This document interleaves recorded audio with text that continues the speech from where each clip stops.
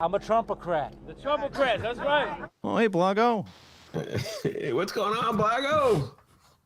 How's it going, everybody? We are live. Yes. All right. Live stream chat room. What is happening? Ben, business as usual here. Holiday's over for about 2 days. Then we get another holiday. Wee, woo, woo. Rock and roll. But you have a song of the day, and it is from Frank. So that's coming up. But me, solo, solo, me. Well, there we go. Do, re, mi, fa, sol, la, ti, do. Oh, my God. Ben Joravsky show first. Ben gargling. Yes. Gotta water up the pipes. Yes. Oh, we are starting it off with a bang here.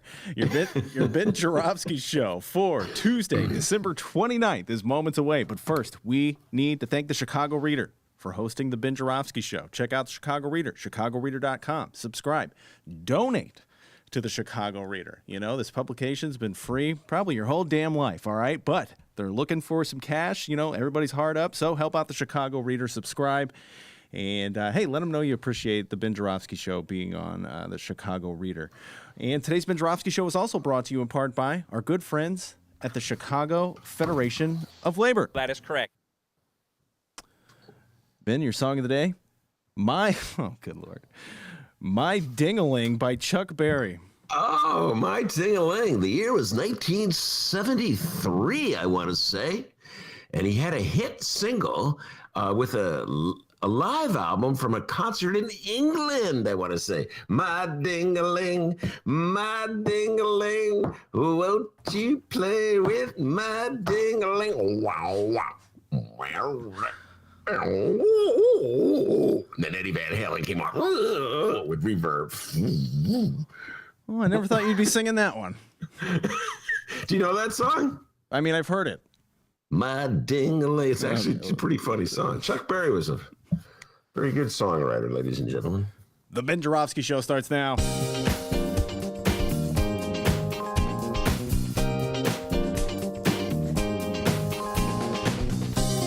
It is Tuesday, December 29th, and live from my apartment and his attic, this is the Ben Joravsky Show.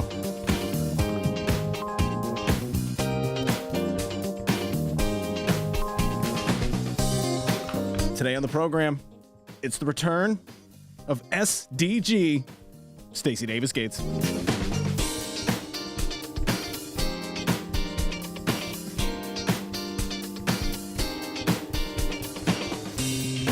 And now your host, Chicago Reader columnist Ben Joravsky. Yeah, hello everybody, Ben Joravsky here. We're calling this Golf Course Donnie. And here's why. Great long weekend. You have a great long weekend, D? Yes, it was a great long weekend. Yes, it was great. It was long, and it was all those things together. And a very belated Merry Christmas to one and all. I saw a ton of movies over the long weekend. Surprise. The best of which remains, I talked about this already, Ma Rainey's Black Bottom. I know I mentioned this last week, but I liked it so much I watched it again. That's just how it goes with great flicks. Watching Chadwick Boseman and Viola Davis going at it, man, that was something else. I'm telling you, Viola was channeling her inner Denzel Washington in that movie. I urge absolutely everyone to check it out. Anyway, it was so nice you watched it twice? Yes, it's so nice. I watched it twice, and then I took that frown and turned it upside down, my friend.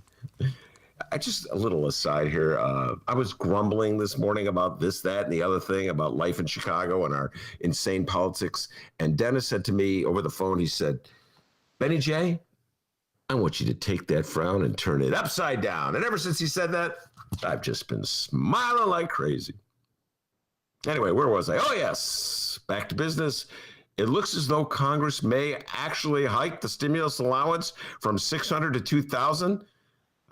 The details have not been completed, and I'm not quite sure what's going on in the Senate. We'll get to that. But anyway, let's be clear. Democrats did all the hard work on this one. Special shout out to Senator Bernie Sanders. And I get a lot of grief from my friends of the centrist persuasion, including one Monroe Anderson. Guys have been giving me a hard to David Seaton. I'm thinking of all you centrists out there. giving me grief about my love for Bernie all these years. But you know what, centrists? I don't want to hear any one of you say, well, Ben, what legislation has Bernie Sanders ever passed? All Bernie Sanders has ever done is try, and I mean try really hard, because you got to work hard to do this, and that is get Democrats to act like Democrats and not act like the watered down Mitt Romney. I want to be like Republicans that they usually are. But if this bill passes, if this stimulus bill goes from 600 to 2,000, and it's still not a done deal, I have to give a shout out that I never, ever, ever thought I'd make. So get ready, people. Hold on. Here it comes.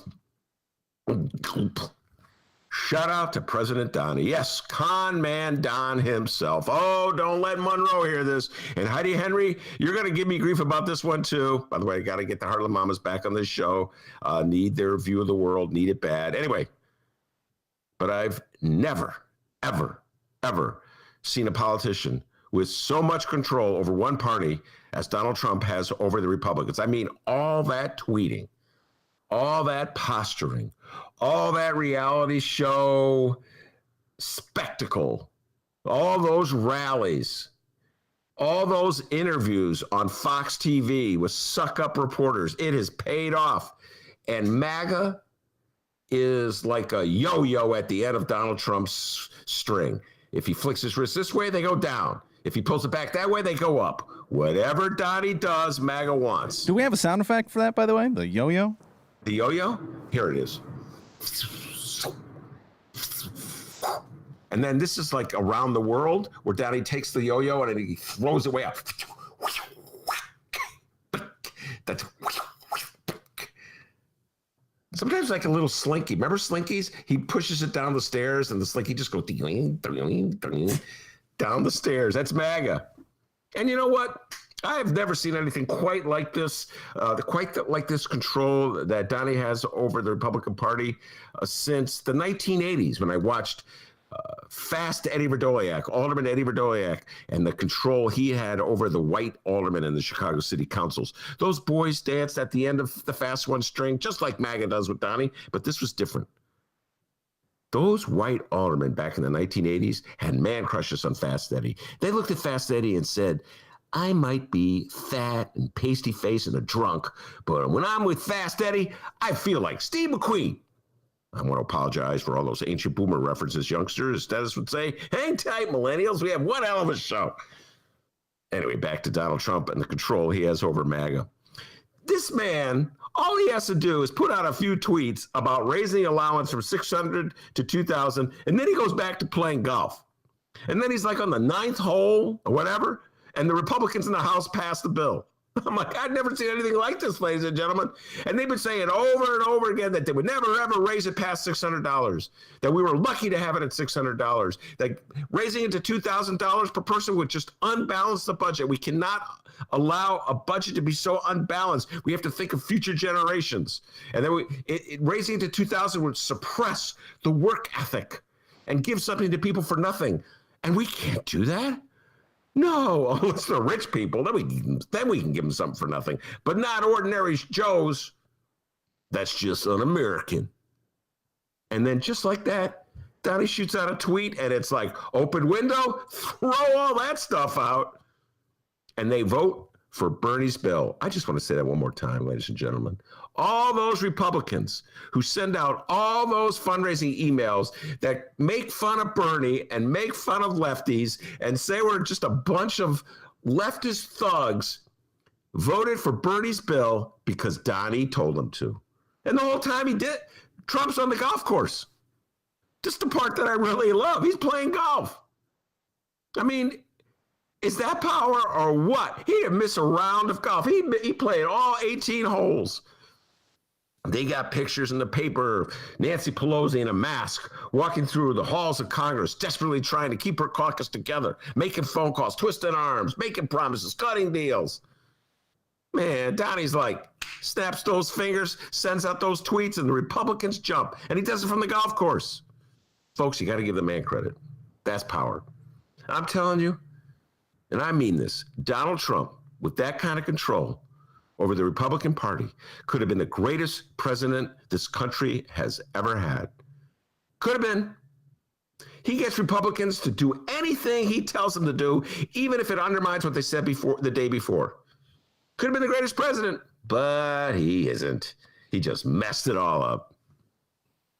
Anyway, as I speak, the bill is still in the Senate. Mitch McConnell says he's mulling it over. Yeah, right. Good luck mulling, Mitch. All those, I'll tell you what's going down. They've suddenly turned this allowance. Hold on. Time out for a glass of water, D. Drink of water. Hold on. Oh, cool. Yeah, we're not doing anything. Hold on. We're not doing anything. Hold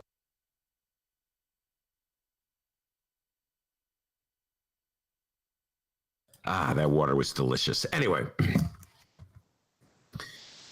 Heidi Henry, you'll get a kick out of this one. Adam Kinzinger, congressman of the 16th Congressional District, was saying how he personally found it distasteful to have to raise that allowance. He was concerned about where Republicans were coming from, where was the party of budget restraint. And I just got this email from William Kelly, who's running to be chairman of the Republican Party, saying for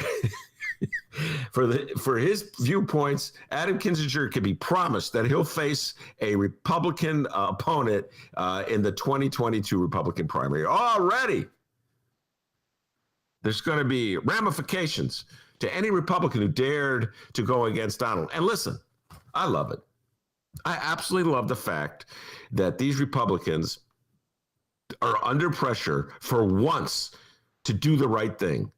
Instead of pretending like they care about a budget, which is so out of balance because of all their defense spending and all of their tax cuts for the wealthiest people. You never heard once them proclaim their concern about a balanced budget when they were cutting those taxes on the wealthiest people. All of a sudden now, they've turned into Bernie Sanders, and it's all because of Donald Trump. So, yeah, Mitch McConnell is saying he's mulling it over.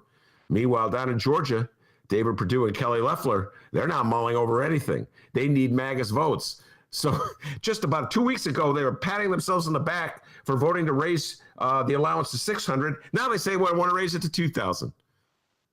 Hey, Donnie, while you're at it, send out a tweet to legalize reefer across the country. Just boom. They go back to playing golf, guaranteed. By the time you finish that 18th hole, the Republicans would have voted on it. We got a great show today, everybody. Stacy Davis Gates will be here. Yes, indeed. The great Stacy Davis Gates from the Chicago Teachers Union. It's been a while since Stacy's been on the show. Election day, as I recall, D. It was election day. SDG. SDG. Come on, Ben. SDG. Hold on. SDG. Come on, drink that water. Yeah. Yes, SDG will be in the House. We'll be talking about reopening the schools, the politics of reopening the schools. And, oh, my goodness, we're talking about Mayor Lori Lightfoot and Donald Trump and Michael Madigan, all kinds of good stuff with Stacy Davis Gates. But before we do that, the young man from Alton, the man that Stacy Davis Gates fondly calls Dr. D, with the news. I bet she's actually called me that a few times. Yes, and her brother has as well. Name's many times. Name's Dennis. How's it going, everybody? We're back live, but again, for only 2 days this week. This week's New Year's schedule is just like last week. No live show Thursday, New Year's Eve, and no live show Friday, New Year's Day. But we will have bonus and best of interviews for you to download while we're away at the Chicago Reader website and wherever you get podcasts. We will run through the lineup tomorrow. But real quick, if you haven't yet, we want to remind you that just like every other news media outlet at this time of year, we're having an end of the year countdown. It's our annual top 10 stories in the state of Illinois countdown. But unlike every other news media outlet, the Ben Joravsky Show's doing a creepy pseudo-satanic theme this time around. Because, well, quite frankly, this year sucked ass. And Ben, thanks for putting up with me on this one here. This one's pretty weird. We already did stories 10 through 6. Go download it and find out what they are. And this week, available on New Year's Day and streamed live on the Chicago Reader YouTube channel. It's the Ben Joravsky Show's 10 Gates of Illinois Hell, and it continues. The 10 Gates of Illinois Hell.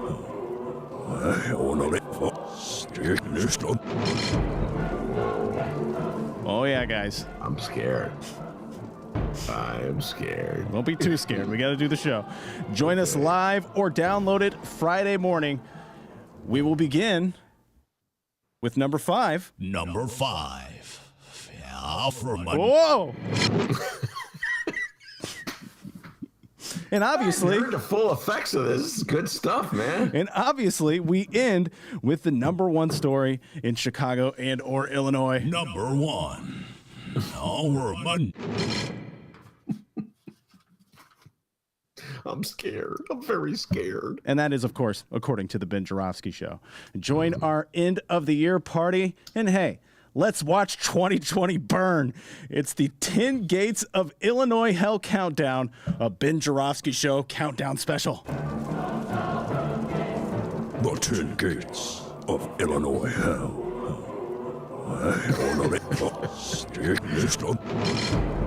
Whoa, I may be going to church soon.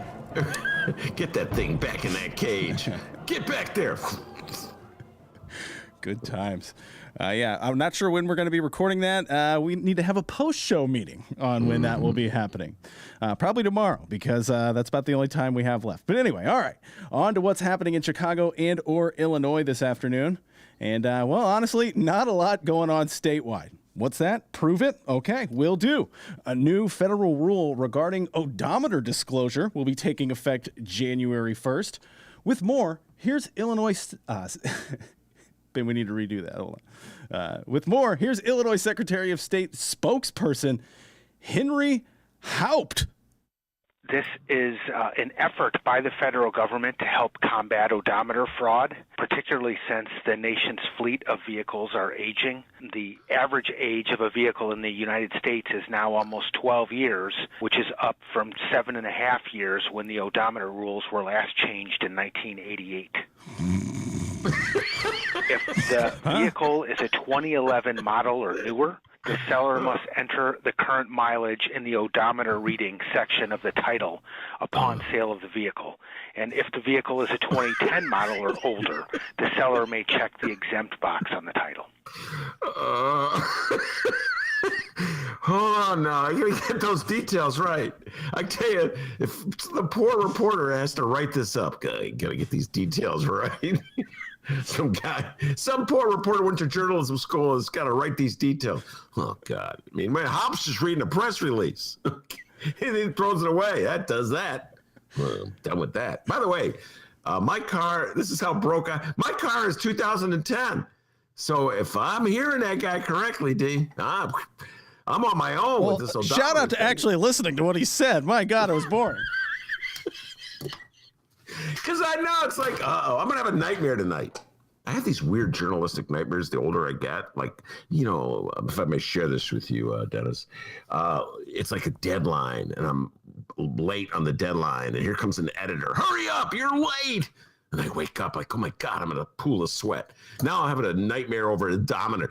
The all-important odometer reading story. Ben, is it 2011 models or 2012?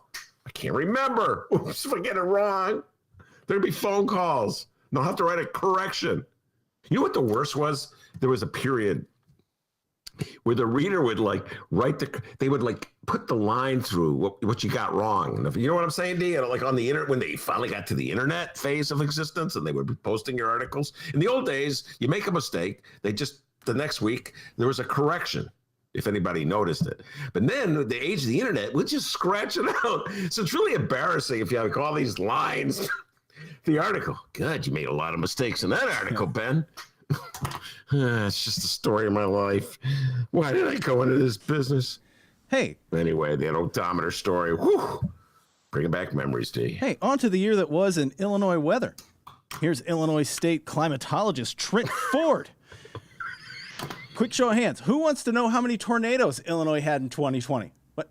No one? Oh, okay. Right now, up in 2020, up to 71 tornado reports across the state for 2020, which is almost double that from 2019. So 2019, we had 37, and so quite a bit more severe weather activity. What about crops? not nearly as extensive damage to crops as there was in Iowa, but it did cause a lot of damage to both crops and storage, on-farm storage buildings. And that same system produced an outbreak of 15 tornadoes in the Chicagoland area. Oh, wait a minute. Iowa just got thrown under the tractor. Not even a bus, since it's a farm-related story. He got thrown under the harvester. What do you mean, Iowa? We got to get a follow-up. What was his name? That would be a combine, by the way. Combine. Thrown under the combine. What was the guy's name? Trent something or other? Trent, wait, hold on. Let me look here. Trent Ford. Yeah, Trent Ford. Okay. Trent Tucker used to be a shooting guard for the Chicago Bulls. My beloved Chicago Bulls. Great. No one cares. That's awesome. 1993 Chicago Bulls. Anyway, why Iowa? Of course, and then he throws the of course in there. Like, we all know that. Well, of course, not as much as Iowa. How? What? Huh? Isn't Iowa just across the river? I mean, D, do some investigation, all right? There's a river, and on one side of the river is Iowa, and the other side is Illinois. You look it up, D, okay? So why do we have more? Why do they have more tornadoes than we do? Get back to me on that one, all right, D? And Brianna on the live stream chat, yes, we're going to get to the Lori Lightfoot news, but hey, we got to learn about the state news too, all right? Eat your vegetables. And finally, if you're not sure what to do with your Christmas tree after the holiday, here's U of I Extension Local Foods and Small Farms educator Katie Parker with some helpful advice. If you have a compost facility nearby, that's a really good option because they can mulch it or compost it. If you have a chipper or something yourself, you can do that as well. Any way to reduce causing additional waste. Don't sound too excited, Katie, please. By the way, the chipper. Wait, hey, hold on, Katie's talking. Trees are full of resin, which makes it very flammable. So that is not a good idea to do that. For inside firewood, if you were going to burn it outside, that might be an option, but it can still cause a big fire, so just be careful. It's very important to be careful with those fires. I know because I have a fire pit, D. All right? I have a fire pit. In fact, when you came by the other day, I was thinking of having you come out and help me. But this is a little embarrassing. I didn't have a match in the house. So I just let it go. But yeah, you got to be very careful. And any talk about the chipper just brings back memories of the movie Fargo. That's all I'm going to say. I believe he's in the wood chipper over there. Remember that movie, D, or did you not see that? Yeah, it looked really boring. Wow. Okay, we'll just let a lot of snow and people standing out in the snow. I'm like, this looks boring.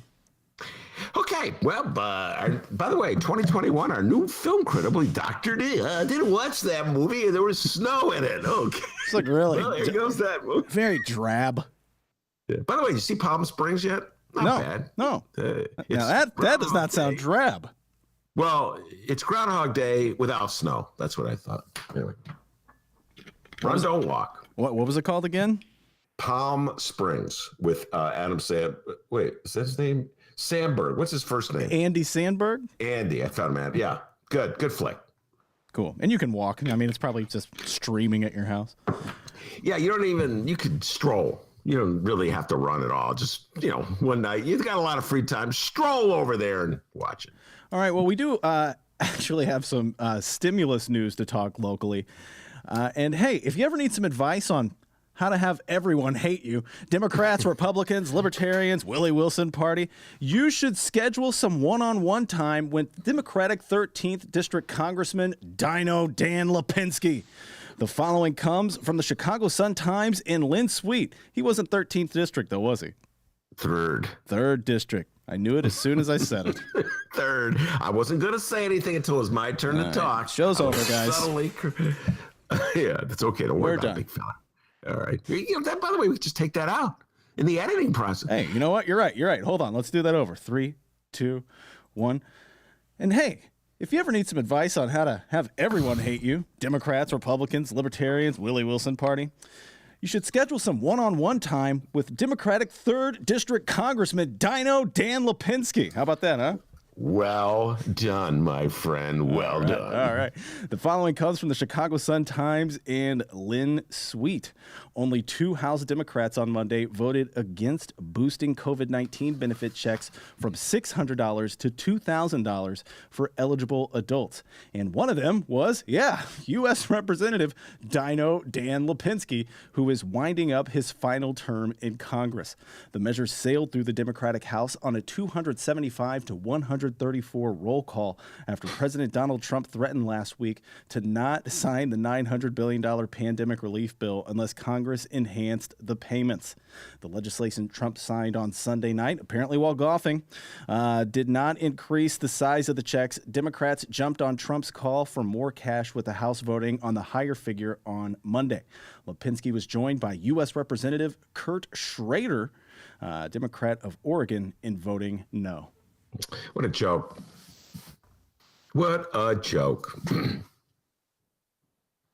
I already talked about Donald Trump snapping his fingers and getting all these Republicans to jump aboard, throw out the window their whole life, the ideology they embraced their whole life, boom, out the window while playing golf. Really was amazing. But some Democrats, in name only, still wouldn't vote for it. And I just want to talk about young Dan Lipinski. I call him young Dan Lipinski because his daddy, William Lipinski, was the congressman before him. And Dan Lipinski would not be a congressman today if it wasn't for daddy. So let's just think about that. You know, as he talks about maintaining our budgets and work ethic. Daddy gave you everything you got. Not everybody has a daddy who's a congressman or a powerful, before that, alderman in the city of Chicago, committeeman, Park District bigwig, friend and colleague to Michael Madigan on the Southwest Side. Not everybody comes from such luxury. And yet you're worried about a balanced budget.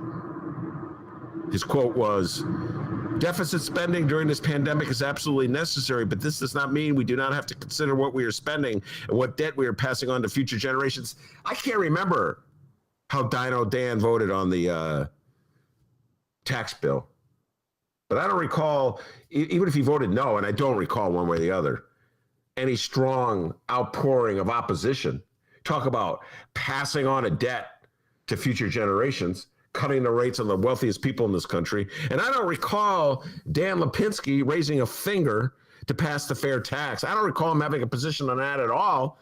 So now Illinois voters, Illinois residents, for the next, 50 years are going to be having to worry about how to pay our bills in the state of Illinois. So it's interesting, picking and choosing what he's become an advocate for the taxpayer and future generations. And he chose to take a stand when it came to limiting the amount of money people who desperately need it get in the middle of a pandemic when jobs are hard to find. That's hardly profiles in courage. That's hardly great political courage.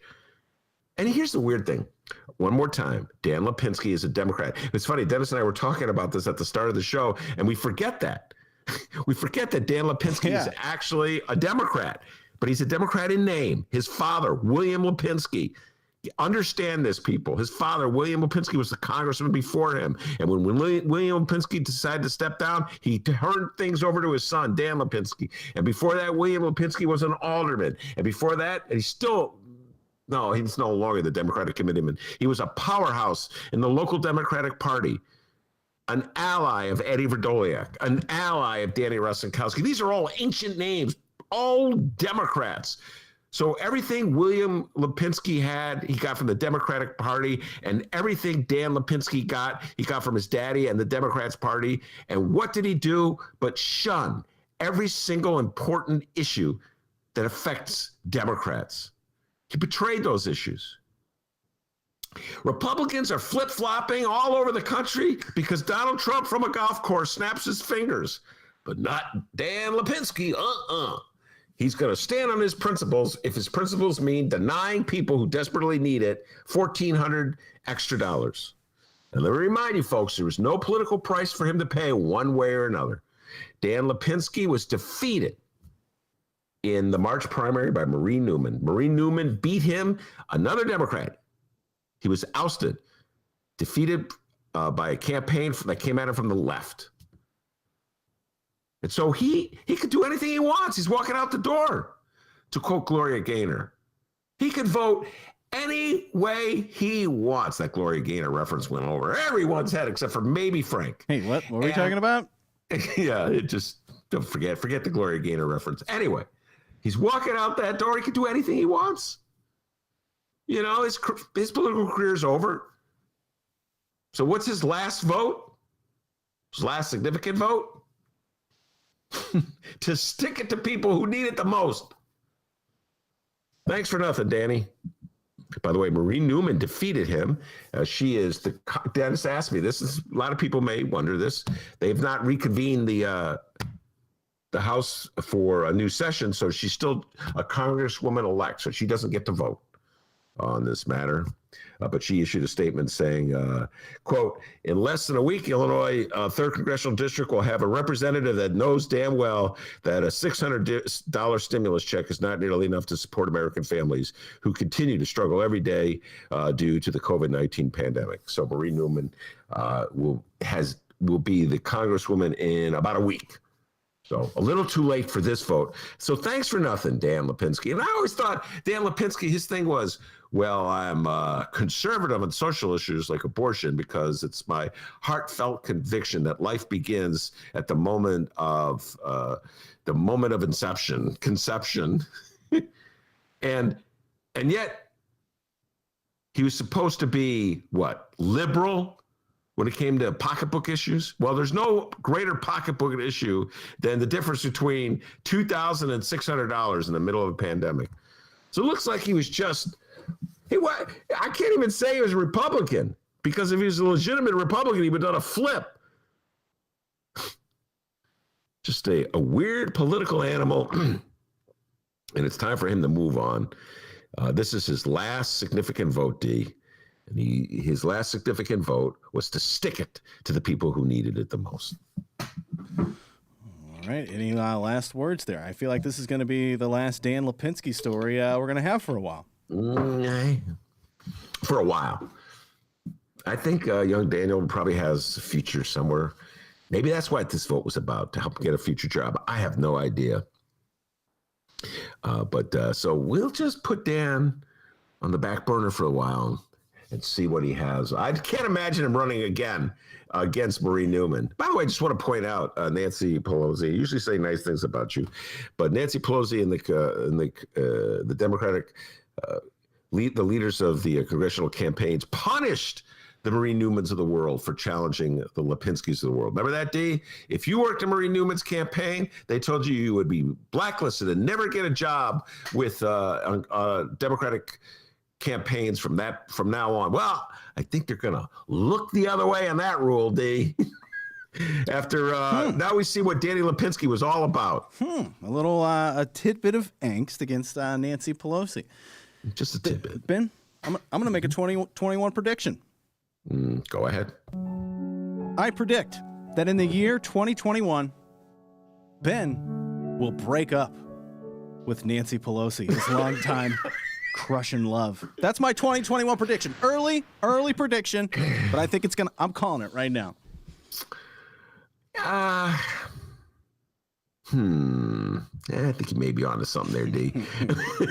Since it was kind of late, my love for Nancy Pelosi is kind of a recent development, as in like since Donald Trump became president. Was not a huge Nancy Pelosi fan before this, but really appreciated the role she played in the Donald Trump era. Much, D, the way I appreciated a certain Michael Joseph Madigan and the role he played in the Bruce Rauner era. Remember that? Yeah, and I did kind of break up with Michael Joseph Madigan post Bruce Rauner, though at the moment I cannot recall if I'm on the bus or off the bus. I just can't remember, D. I think you're on the bus. I'm on the bus. Okay. Yeah. Can I get off the bus just for the heck of it? No, I don't have the sound effects ready. Oh, sorry. Anyway, yeah, you could be onto something. Although, like, this picture of Nancy Pelosi, it's my beloved bright one with the mask on as she walks through the halls of Congress with her cell phone in one hand and a determined look on her face because to round up those votes. And then there's a picture of Donald Trump on the golf course. Four. That would be it. That would be, because, he's yelling it out. Although, who else is playing golf? They're in the middle of a pandemic. You think anybody else is on the golf course besides Trump? And by the way, do you think they're wearing masks? Doubt it. Well, if the theme of the year was rules for thee, not for me, and I imagine a lot of those people like golfing. Yeah, good point. I can't remember where he was golfing. Oh, his private course in Florida. So anyway, I'm still on the Nancy Pelosi bandwagon, D, but you're right. 2021, we shall see. Heartbreak coming soon on the Ben Joravsky Show. Yeah. All right, let's do the Chicago news. Chicago Mayor Lori Lightfoot. No public events scheduled for the mayor. What are her New Year's Eve plans? I don't know. Who am I? Larry Lightfoot or something? I don't know.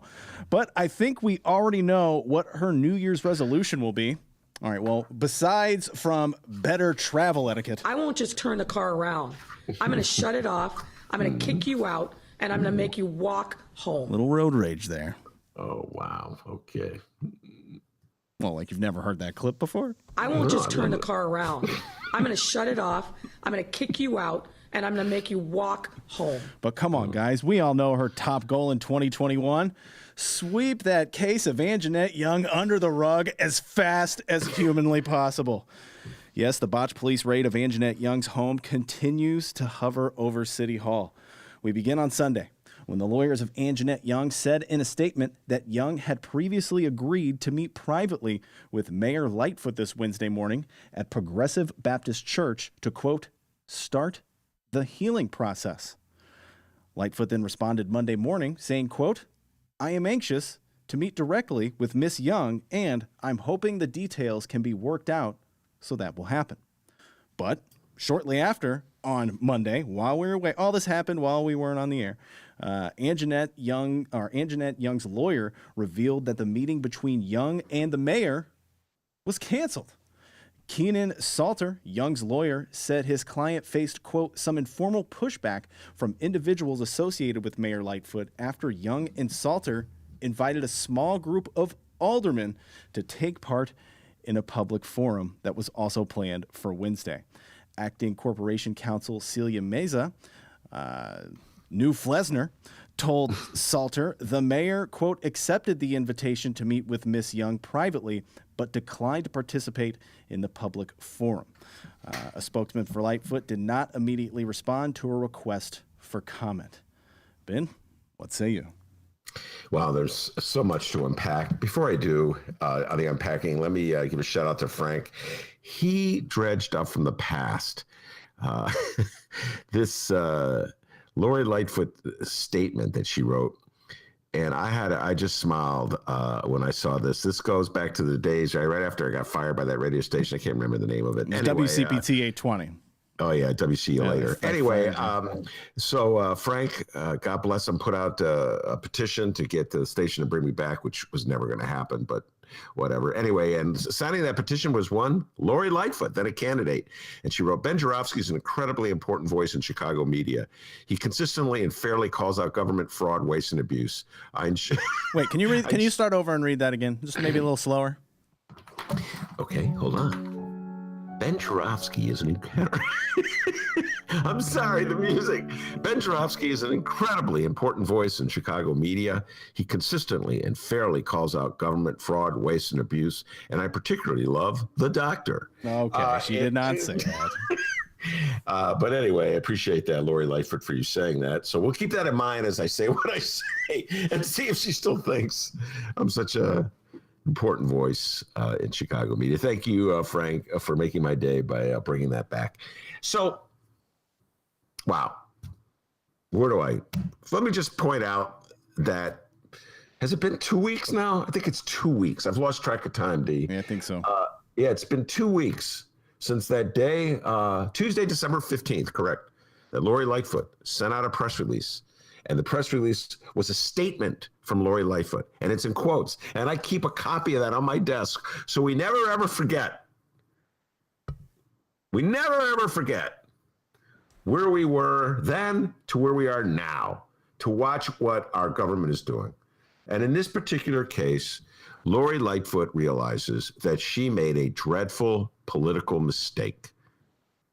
it wasn't so much, and I'm not sure if in her heart of hearts she thinks it was a dreadful mistake, like a human mistake, you know, like what they put Anjanette Young through was just needless aggravation and torment. That kind of mistake, or just a political mistake that would come back to haunt her.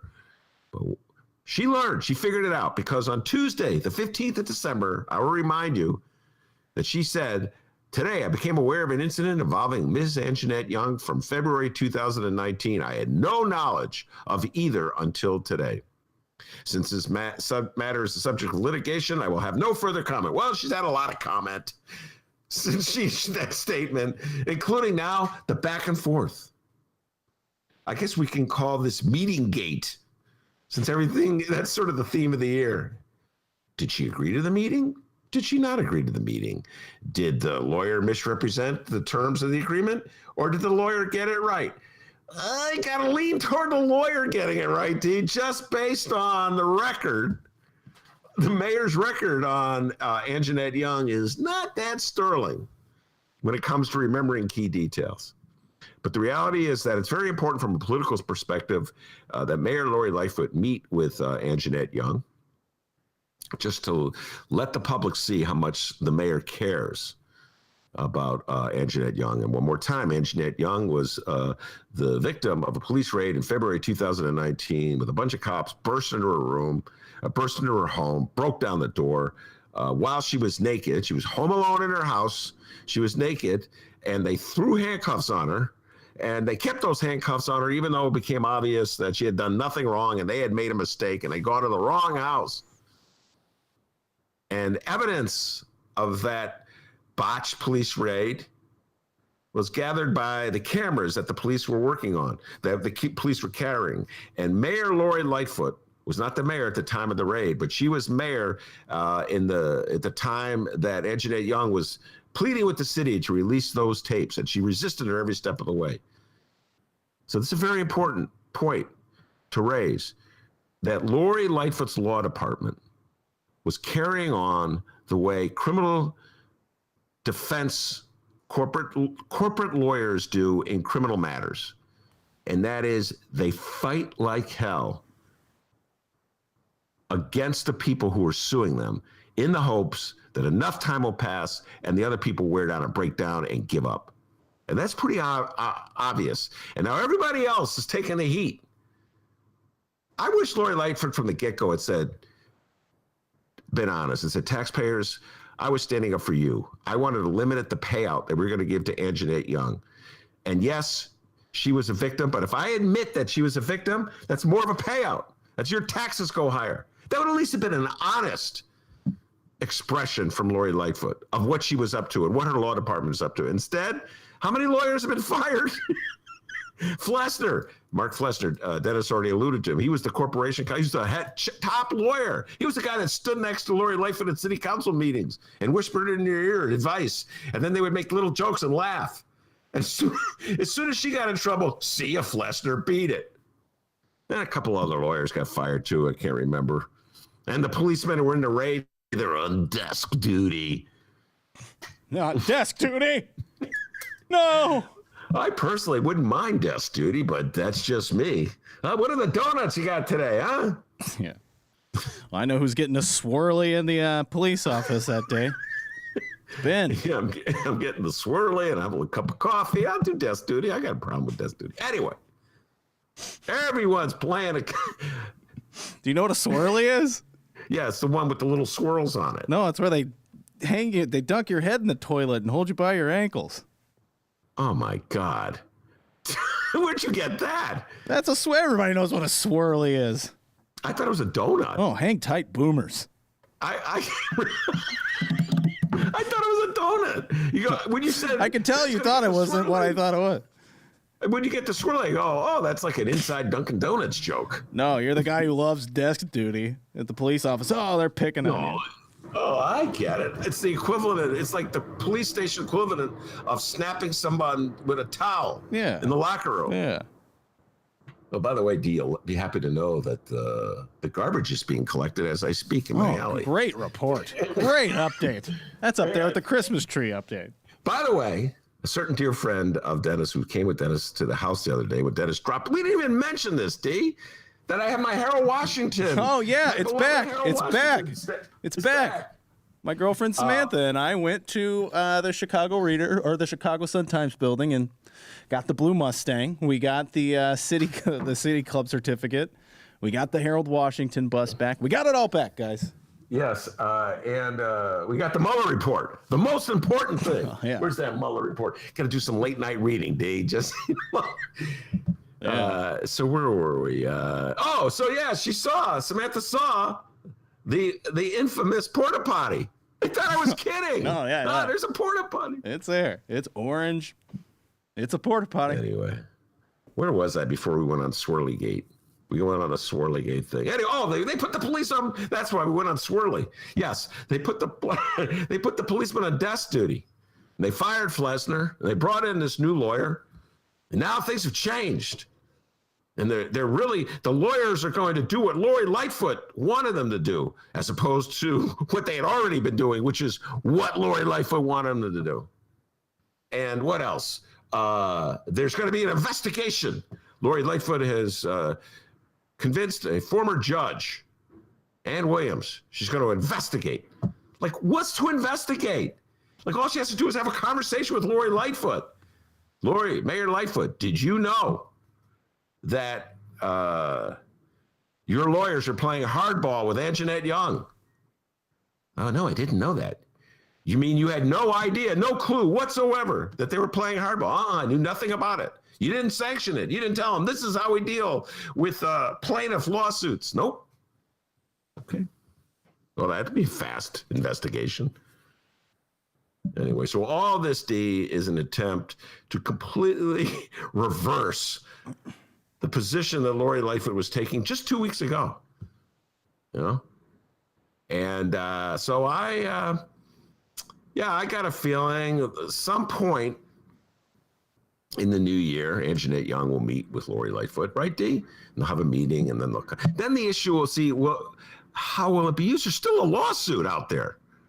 Right. So you know what I'm saying, D? If Anjanette Young's lawyer's looking out for Anjanette Young, you can't go, oh, like, we forgive you. Well, what about the lawsuit? So, you know, there's a lot of interests at play here.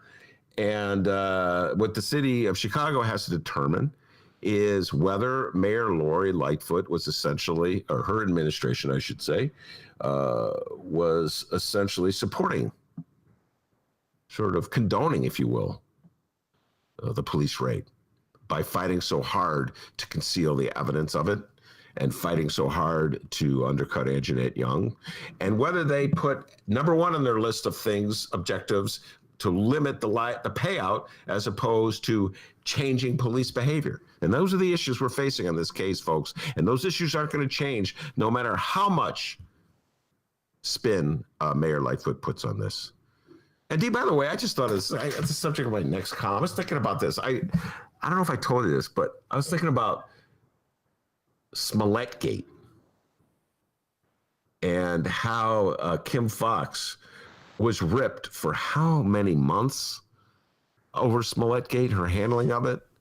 And just the notion that at any time Kim Foxx would say, I am going to appoint my good friend Billy Bob, and he's going to do an investigation of Smollettgate, and we'll get to the bottom of this, which is what Lori Lightfoot's done with Anjanette Young. I'm just thinking, man, could you imagine if Kim Foxx had said, she's going to bring out an old, pal of hers, do an investigation of how she handled the Jussie Smollett case. Oh, God, can you imagine the Tribune?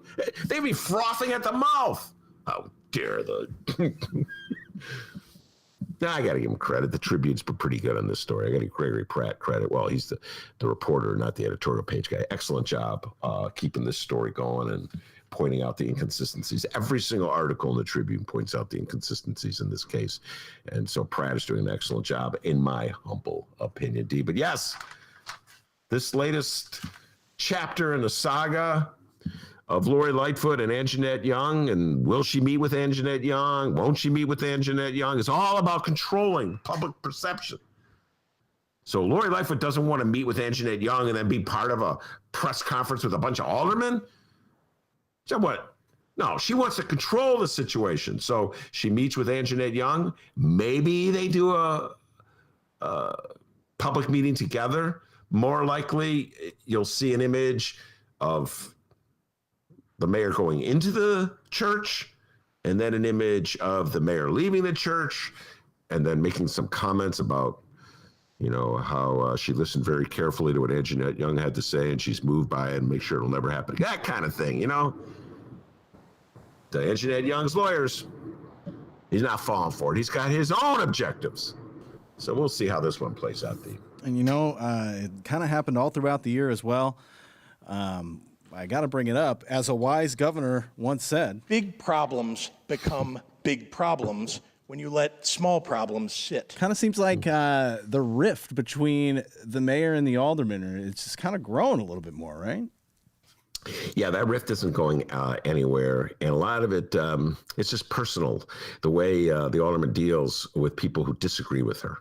Let's put it that way. She doesn't take disagreement well. And we've seen that in many instances, Byron Cicero Lopez. It almost like the politics doesn't really matter. You got a lefty alderman like Byron Cicero Lopez. She doesn't like him. You got basically the conservative Democrat in Raylo. She doesn't like him. And then every now and then when she needs somebody, she gets along with, like she didn't like Bobby Rush, but now she kind of likes Bobby Rush. So I guess she is capable of, warming up to someone. She really cannot stand our next guest, Stacy Davis Gates. It's not an alderman, but she really can't stand her. Who else? Which one of the other aldermen does she really? She likes Tom Tunney, no matter what Tommy does, she's good with it. Oh, illegal speakeasy where you sold cinnamon rolls? No problem. You're still the zoning chair. I've never seen her as mad as Tom Tunney as she is as like Byron Cicero Lopez. But anyway, yeah. So things are a little testy right now between Mayor Lori Lightfoot and many of the aldermen. And by the way, thank you for signing that petition. Much appreciated, Mayor Lightfoot. All right, and finally, we'll end it out here. Former First Ward Alderman Proco Joe Moreno. Yeah. What do I say about Proco Joe? Alderman Proco Joe Moreno, former First Ward Alderman, as Dennis said, was charged with DUI in a crash. I'm reading this from the Chicago Tribune. And apparently, I think it was Sunday night, he was drunk and driving his car on Astor Street, which is in the Gold Coast. I believe Governor Pritzker lived in that stretch of Astor Street. I think that's where the infamous Gold Coast mansion is. Toilet Gate. Remember that one, D? And Proco Joe was just like his car. He was out of control, and his car was slamming into other cars and sideswiping them. And he just scared, like people were watching. We're talking about how scary it was and how frightening it was and how out of control the driver was. And anyway, this is the second incident that Proco Joe has gotten himself involved in with law enforcement. The first one happened right before his election when he lost to Daniel Espada in the first ward. And that one is the one where Alderman Proco Joe Moreno reported his car had been stolen. Remember this, D? Doing this from memory. Oh, he reported to the police his car was stolen. And then it turned out, then the police arrested someone who was driving it. And she said, wait a minute. The alderman gave me permission to drive the car. What do you mean it's stolen? And now he's facing charges of filing a false police complaint and insurance fraud, like he was going to get a claim on the car for being stolen. Man, it's clear that Proco Joe's life is really taking a turn for the worst. And I just have to say that Proco Joe has always been a good sport coming on my shows and coming at the Hideout. And we don't see eye to eye politically, to put it mildly. He was a loyalist to Mayor Rahm. And I, of course, was always urging him to go left. And he was always rolling his eyes. I mean, he's one of those young aldermen who would tell me, Ben, you don't understand how things work. There's so many aldermen who've told me that over the Ben, you don't understand how it works. You don't understand how this game is played. So many politicians have told me that, D. I've watched them come and go. Ben, you don't understand. No, that's not how you play the game, Ben. You and your lefty friends, you don't understand. You commies. So many aldermen and state reps that I interview over the years. Like, Ben, you don't get it. And Proco Joe was one of them. But this kind of hurts me to see this. It does hurt me. I'm not going to be one of those technically at this. I hope he gets his life together. I hope Proco Joe gets his life together, deals with his demons, and gets the drinking under control. Because it's just really sad, really, to see someone's life spin out of control this way. Very bizarre. The way we connect with aldermen, they become public figures. There's 50 of them, and you figure they wouldn't be so important. But aldermen, like, we all know who our alderman is. We don't know who our state reps are. We don't know who our senators are. We can barely do a congressman. We're lucky if we can get a congressman. Everybody knows they're aldermen. I've interviewed many ordinary Chicago voters down through the years. And I like to, who's your state rep? They don't know. Who's your alderman? And they'll know the last name. It's what's his name, man? Moreno. That's my alderman's name. You know what I'm saying? They know Moore. Yeah, Moore. Joe Moore. Yeah, Joe Moore. So we all know our aldermen. So these aldermen are bigger than life. And now it's just going to be a feel. Every time Proco Joe, he has a hearing, it'll be in the paper, it'll be on TV, and they'll show him walking in with his lawyer. So I don't know, D. I mean, we have to acknowledge it because it's news, but it,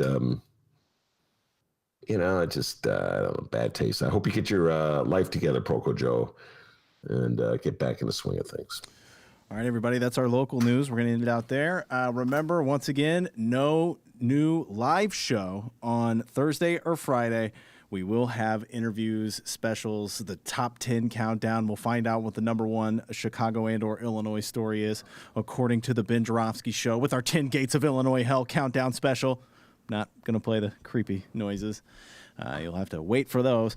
And also interviews, so much more. Check it out, chicagoreader.com, wherever you download podcasts. Over 800 episodes of the Ben Joravsky Show. So while we're away, you have some stuff to play. And we're going to take a quick break here. And when we come back, it's the one. It's the only. We called her Governor Gates for a while. Are we still calling her Governor Gates, Ben?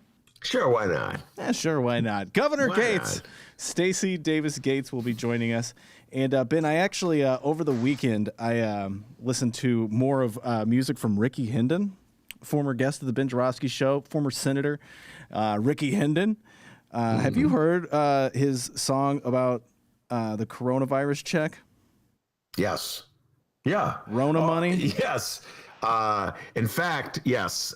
Several people sent it to me. I've heard it. And Steve James sent it to me. The movie director comes on the show.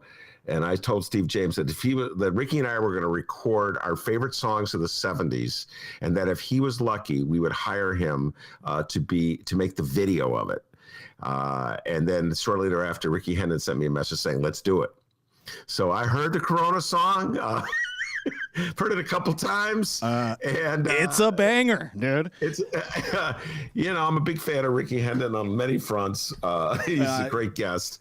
And I, kind of a fan of the Corona song. Oh, my God, I'm not yeah. sure Steve James is going to take me up on that, but... Check this video out. You'll see Ricky Hendon hanging out in like a pontoon boat or something with a bunch of people. It's just an awesome video, awesome song. I tell you what, Ricky Hendon may be the artist of the year, the up-and-coming artist in 2021.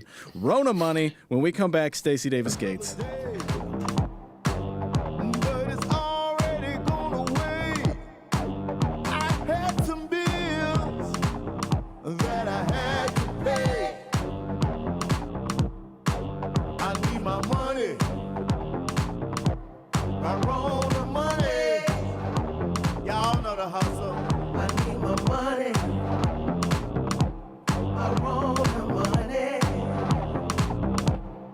I need my money.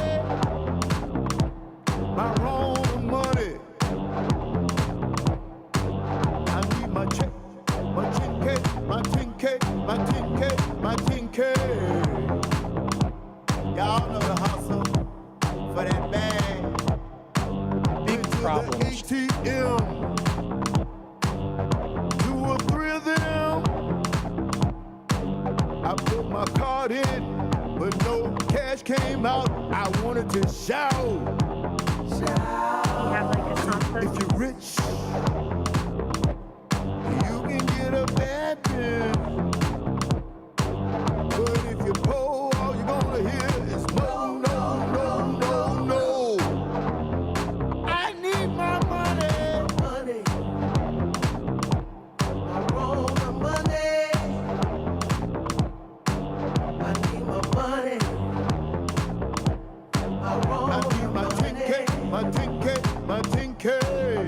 You know the last time I asked you for my money, baby, what's going on? and you gave me some lame excuse. I don't want to hear none of that. But it no is Give then. me my money. I ain't got nothing else for you. You better leave me alone. This is my roll of money.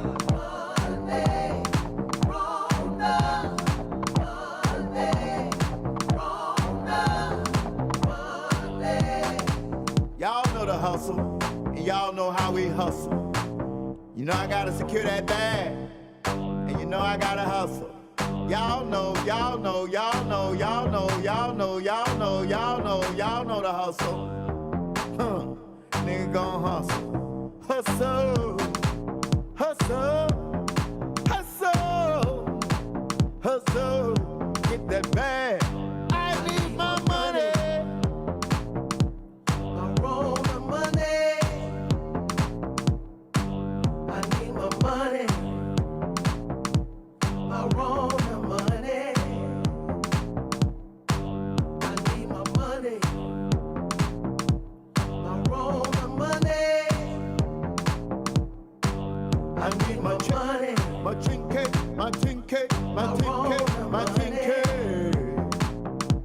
Y'all know the hustle for that bag.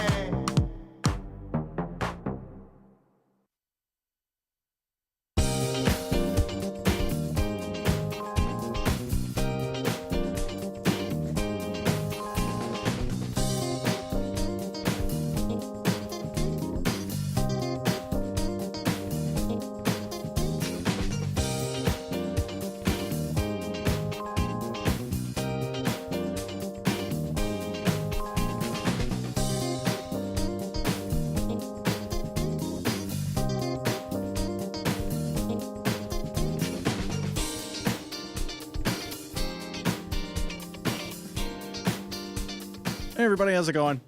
Waiting for Stacy Davis Gates. Boy, how about that Ricky Hendon song, Rona Money? Man, that's a banger. Yeah, give me my money. Give me my money. And I couldn't see it. I just heard it. But the video with Ricky, look at that. The video was shot during the summer or something. Because isn't he wearing shorts? Yeah, he's wearing shorts, hanging out in a boat. So Ricky Hendon, the great Ricky Hendon, joining us is the great Stacy Davis Gates. And one time, Stacy, I don't know if you remember this, you and Ricky were on my show together. Remember that moment? We were at the Hideout. Remember that? Yes. It was a debate. You guys are on opposite sides. This was a few years back. You were opposite sides of Brandon's race for county commissioner against, just blanking on who he was running against. Man, time flies. My brain isn't what it used to be. Anyway, you and Ricky were on opposite sides of that one, and but you kind of got along pretty much, didn't you, Stacy? No, Ricky's fine. He, if you understand that Ricky has what he has and feels what he feels, it's just fine. Yeah. That about sums it up. And Ricky Hendon is a good friend of my show, comes on all the time. Was just on about 2 weeks ago. We were talking about A City So Real, Ricky's role in that movie. All right, Stacy Davis Gates, Vice President of the Chicago Teachers Union, good friend of the Ben Joravsky Show. I hope you're well. I hope your family's well. And as we head in out of this year, 2020, thank goodness. But I think at the top of the list to talk about, Stacy, the number one thing to talk about is opening the schools and the effort by the city, by the state. It seems like everybody wants to open the schools before vaccine, before teachers are vaccinated. So as opposed to waiting a little bit until they are vaccinated and then opening schools, why don't you give everybody just a general sense of where we are right now on this issue? Well, I think where we are is in a difficult position. Everyone is anticipating this surge within a surge with respect to Christmas and New Year's, and that our mayor and her team at CPS are threatening folks who don't show up to work with termination. People are scared, Ben. I'm just going to tackle this first from, a human perspective. The number of text messages and emails and social media messages that, I receive and then the entire union receives it's overwhelming and it's heartbreaking at the same time. The options are few to none. CPS has been intractable in negotiations with respect to how we do this. The thing that we all agree on is that in-person learning is superior. I think that is beyond, that is the one agreement. Where we diverge is when and how. And the when, I think, is easy because we see the vaccine on the horizon, with the healthcare workers being first in line, with residents of nursing homes being first in line.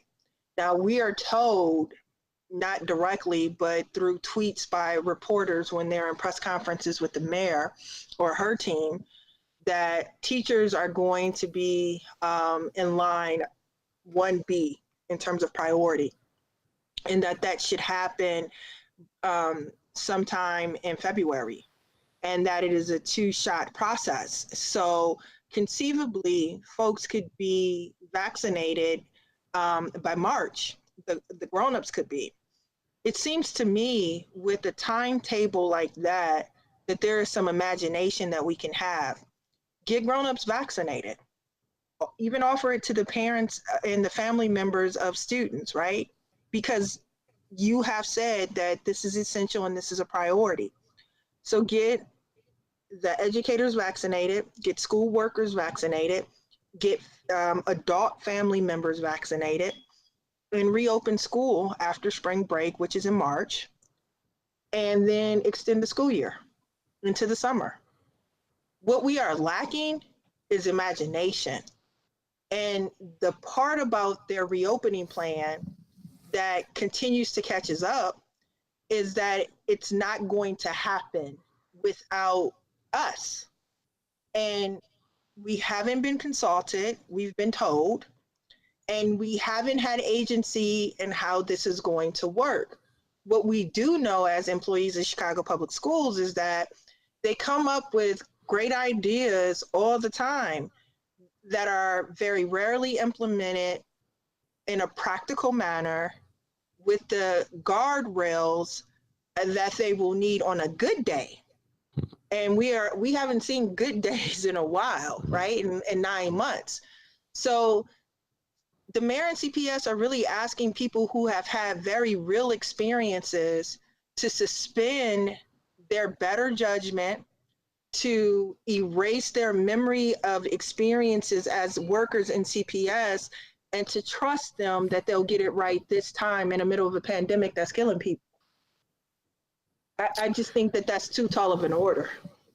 It's not just the mayor that's doing this, and I'd love to get your reaction to this, Stacy Davis Gates.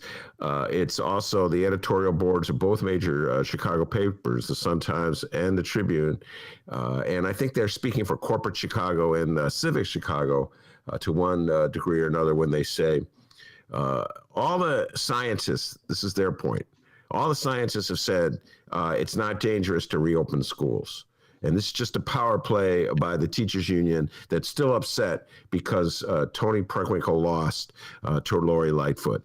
So Chicago Teachers Union, stop making up science and start listening to the scientists. Basically, shut up, get back in those schools. That's what corporate Chicago, civic Chicago, and editorial Chicago is also saying. Your response to that? So, one, The Tribune has a credibility. The Tribune's editorial board will forever have a credibility issue. One of their, I think the chair or the person in charge of their editorial board wished that Hurricane Katrina on Black children in Chicago about a year or two ago. So, sorry, can't hear you no more. And the apology was empty. You said it. That's how you feel. So there. But here's the thing. Every scientist had a teacher, and I'm sure that they had a science teacher. And what I understand about the science that is popularly available is that, number one, children haven't been tested at the clip adults have been tested. So we don't know enough about how children are being affected and how it's being passed along, because children are not the subject of a lot of testing. Number two, we already know adults are getting it. In fact, there have been over 600 separate incidents in the Chicago public schools since September of COVID exposure and COVID infection. We know that. And this is with the skeleton staff of adults. We also know that the mitigation factors that they keep saying that they've put in place are inadequate. Let's just take their air filtration units. They bought many of them, they said. I hesitate to quote their number because if people don't see them, then it doesn't mean it's real. That being said, that they have purchased units, and the units, based on what we understand about them, may be insufficient for the spaces in which they will be operating. If you buy one for your household, they'll tell you this is the square footage. Anything beyond that square footage, you will not get the maximization. You won't maximize the effectiveness of the machine. So if the machine is for 500 square feet and you put it in a room 750 square feet or 1,000 square feet, then you are not getting the machine to work at 100%. In fact, you're getting it to work at a lesser level, right? We know that they haven't bought the top of the line air filters either, right? Everyone in America and abroad are buying air filters. That being said, trust and evidence of what they've implemented have been a big deal. They forced our clerks back into buildings back in August. Our clerks got back into buildings. There were no sneeze guards erected. There were no social distancing markers or stickers in the building at that time. Heck, I've had my experience going into one of the schools and wondering how effectively social distancing was being practiced, right? This isn't easy. And in order to do this well, you need buy-in. And 70% of the families that attend the Chicago public schools said, we're going to stay in remote learning for now. And so if families have said very clearly to you that this isn't working for them, then why is it that we're still pushing ahead with a plan that isn't a plan and that doesn't have buy-in? Just today, I think Monroe and Vaughn Occupational, which is a special education cluster site, their LSC said, yeah, we can't do this well, and we shouldn't be coming back. Monroe Elementary School today, their LSC, they said the same thing.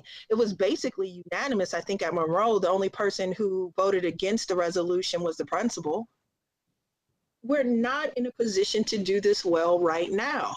Now, it begs the question, with vaccines being as close to us as they have ever been, especially with educators, why is there a rush to go back into school now?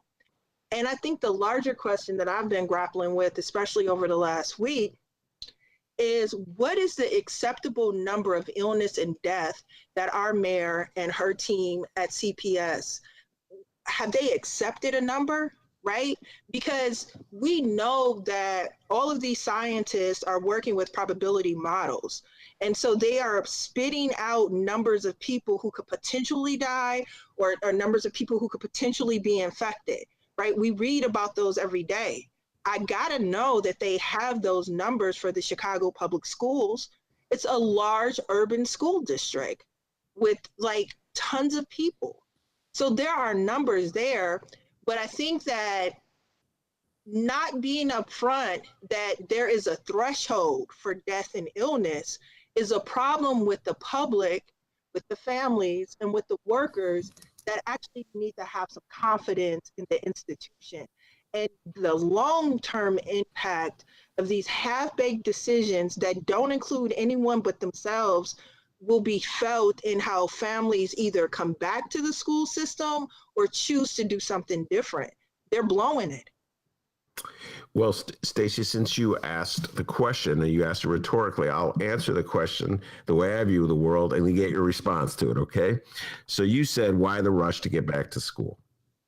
And you pointed out the obvious, that vaccines are on the way, and we could have teachers vaccinated, clerks vaccinated, principals vaccinated, I don't know, by March. So why the rush? And I will answer that question based on my 5,000 years of having covered politics in Chicago. Because the powers that be in this city are sick and tired of the Chicago Teachers Union. And they're sick and tired of the Chicago Teachers Union doing things like going on strike, making demands, and then forcing, kicking and screaming the powers that run this city to sign on to what they demanded. They're sick and tired of that. And they want to send a message to the Chicago Teachers Union. And that message is shut up and do what we tell you. Go back to school. We say it's safe. And if we say it's safe, then that's like God's words. That's why there's a rush. In my humble opinion, Stacy Davis Gates, your response. My response is that's not how it works in a democratic republic. It just isn't. And it also isn't how it works for families. Like, I have 3 children. You don't get to tell me what to do with my children when I know it isn't safe. The worst thing that I did last year in March, when, things were kind of, building to a climax right before the governor, shut things down, is that I dropped my kids off at school, and then I dropped them off at school with tons of sanitizer and soap. And I thought to myself, how am I sending a 5-year-old into a building with the responsibility of keeping herself safe in a pandemic? Right? And so that type of, number one, we're not just this caricature of a union. We are a collection of parents. We're a collection of human beings. We are people who love other people, who are connected to other people. We're people, right? And we're also educators, right? So you can't just tell us a thing. We get to interrogate it. We get to ask questions. We get to ask you to show your work, right? Those are all things that teachers are, notoriously known to do, right? So we're going to do all of those things. And if the answers are insufficient, and if the people who believe they have the power are intractable and do not want to engage on a level that is professional, on a level that respects humanity and the impact of this pandemic on people, if they don't want to do that, then we know how to do that other stuff. What we have tried to do, Ben, very clearly, is to go to a table, put forth ideas, use our imagination, be curious, solicit feedback from the people who will actually be doing the work, and actually come up with a plan. I think my head exploded last summer when we said, look, how about we figure out how many of our members actually want to come back and do the teaching, and how about we match them up with the families who want their children to return to in-person learning, and figure out how to match those 2 groups up and do that. Because you got 30% of families, roughly 30%, because some of the families checked the yes box because they didn't want to lose their place. But I suspect less than 30% of families will show up on the first day. That's my suspicion. We'll see. That being said, You engage people and you figure it out. It's a pandemic. No one has done a pandemic before, like in 100 years. And so if you're doing it in isolation and you're doing it in a combative manner, it ain't gonna work. And we feel like we're being pushed into a corner yet again. All right, we talk about negotiations, and every time you come on the show, I tell this anecdote, and I will endlessly repeat it. So just bear with me one more time, Stacy Davis Gates. When the NBA wanted to open up after the pandemic closed, shut down the season, they opened up for the bubble season. They didn't, Adam Silver, who is roughly the equivalent of Lori Lightfoot, the CEO, did not just issue a proclamation, you will show up for these games or I will fire you, which is essentially what the Chicago Public Schools has said to teachers in Chicago. No, Bob Iger, the head of Disney, and Chris Paul, who is Stacy Davis Gates' counterpart with the National Basketball Association players, went for a walk, Stacy Davis Gates. They took a walk. And they figured out, it was like, Bob to Chris, what do we got to do to get this season going? And what do you need from us? You get what I'm saying, Stacy? And I get exactly what you're saying. That level of respect that Adam Silver and Disney had for the players in the NBA has always been absent in Chicago when it comes to teachers. Always. This mayor's not unique in that regard, Stacy. Rahm Emanuel had no respect for teachers. He sat Karen down and said, you're going to do this and you're going to like it. They're always giving orders to teachers. Why can't we have a moment? Have we ever had any moment remotely like that, where about the moment where the head of Disney met with the head of the Players Association? Have we ever had anything remotely like that in Chicago, Stacy, between the mayor and you, or the mayor and Jesse Sharkey, or the mayor and anybody from Chicago Teachers Union? Not my experience, and not to my knowledge. So I can speak for myself, not my experience and not to my knowledge. Look, I think we can figure this out. I've always said that I thought we could figure this out. And we've been rebuffed at every turn, and every idea. It's just been a flat out no. And they believe that they have the law on their side, and I keep going back to this. Back in 1995, Mayor Daley and, a Republican governor, I think it was Thompson at the time, they struck a deal and they said that the mayor of Chicago could have control over the public schools. Edgar, thank you. That the mayor of Chicago could have control. Ooh, that's a bad thing for a social studies teacher to mess that up. It's okay, Stacy. Oh, that was. I've been around a long time. Jim Edgar was the governor, but whatever does it. It was. You had it right. It was Republicans cutting the deal with the mayor. Go ahead. Yeah, still not a good idea to get it wrong. But at any rate, and it curtailed our ability to negotiate around issues, except for, wages and benefits. There are a few other things here and there, but, basically tied the hands of teachers. And then Rahm doubled down on it and basically said, you're going to need to have every freaking member in your union say yes to a strike before you go on a strike. It's just all of these things to beat up on teachers. And you got to know that the absence of, here's my theory, and I'll just be very honest with you. Here's my theory.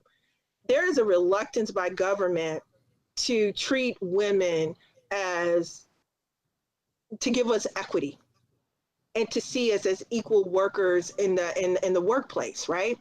Mm-hmm. If I am a woman, I have 3 children. Most women do have children. Either they can be married or they can be single.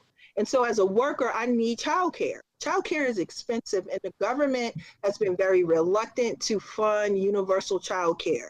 They did once during the Great Depression, right? They did once. Mm-hmm. And then when those programs rolled away, so did universal childcare. But it didn't mean that mothers, single mothers, married mothers still didn't need childcare. So school has been used as a substitute.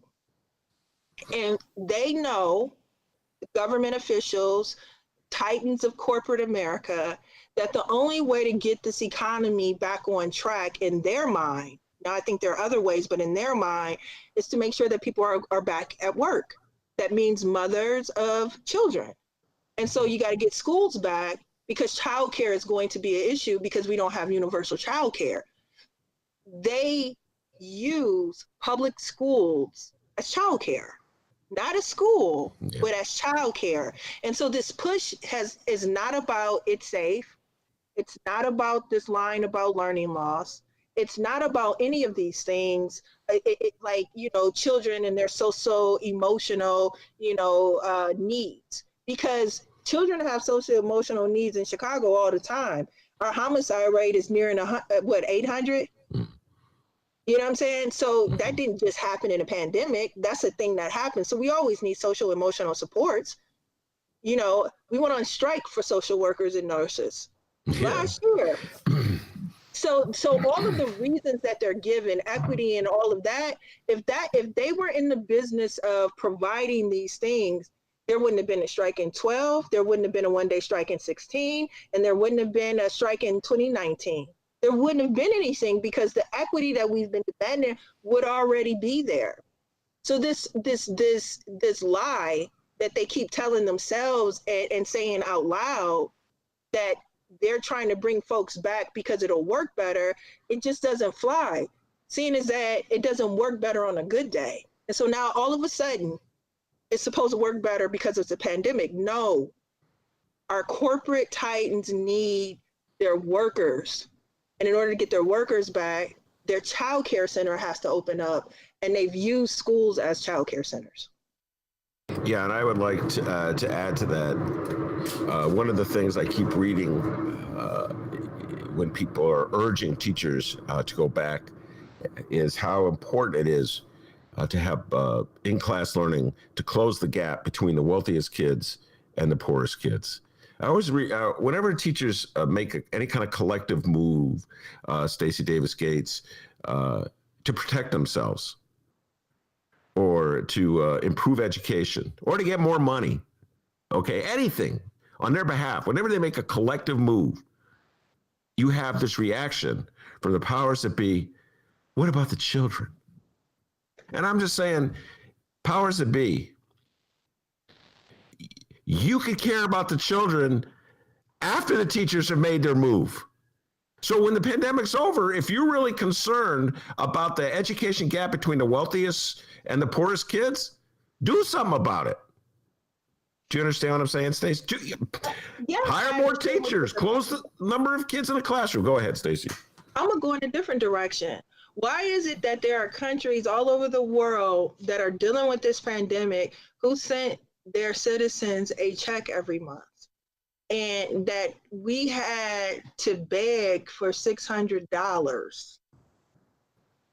Right? This issue of, if G2 Brown, our friend, says this well, you can't care about my kids and hate me. So this whole concept that we can separate a child from the experience that their family continues to have in the society, and say that I'm gonna love on your baby, I'm gonna take care of your kids, but at the same time not offer any opportunity for mom and dad to not be evicted, not offer any opportunity for their families to get assistance from the government because they need it, because it is a pandemic, or to block health care. So now we're going to send everyone back into school communities. And they keep saying, well, kids don't get it.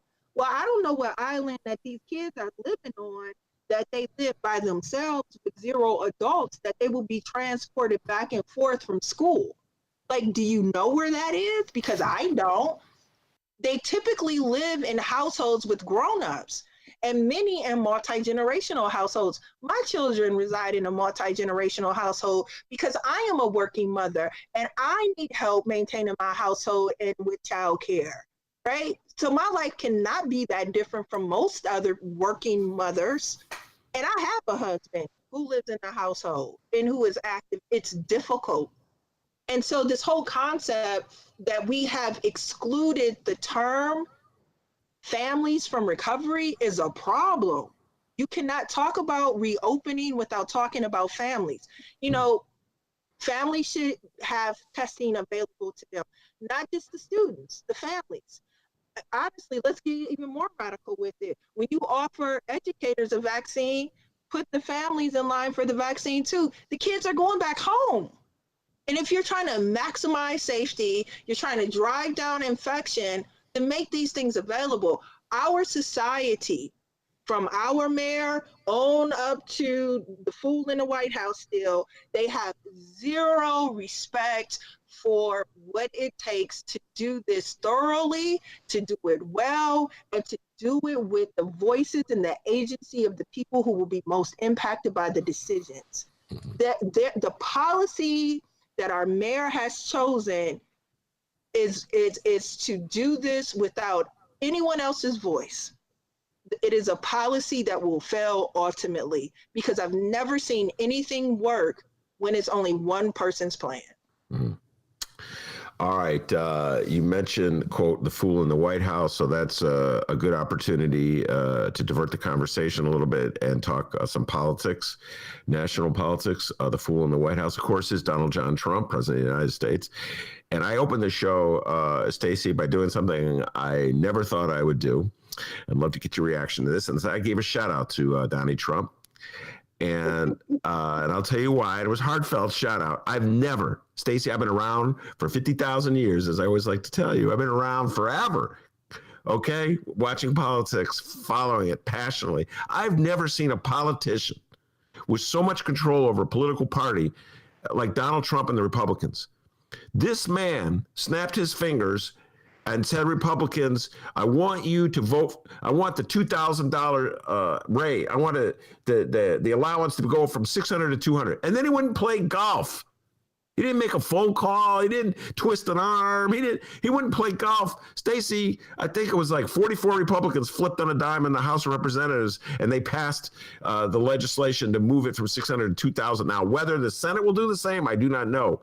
But that amount of political power that Donald Trump has over the Republicans, just imagine the good that he could have gotten out of that over the last 4 years if he wasn't such a disastrous, toxic human being.